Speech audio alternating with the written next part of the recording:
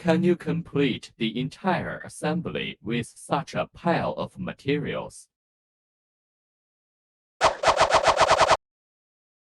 Some of the materials, let's immerse ourselves in the complete electrostatic powder coating machine plant line installation process.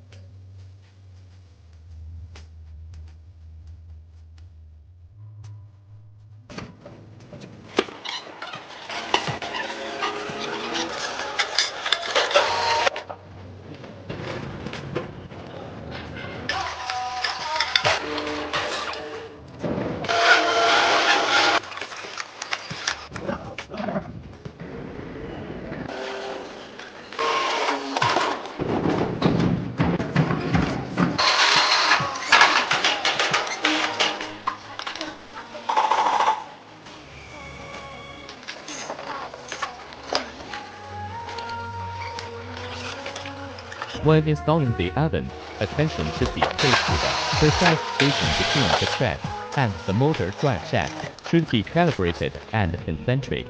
When installing the powder spraying booth, attention should be paid to the size of the connection between the powder booth tread and the top trolley. When installing the oven, attention should be paid to the precise spacing between the tread and the motor drive shaft should be calibrated and concentric.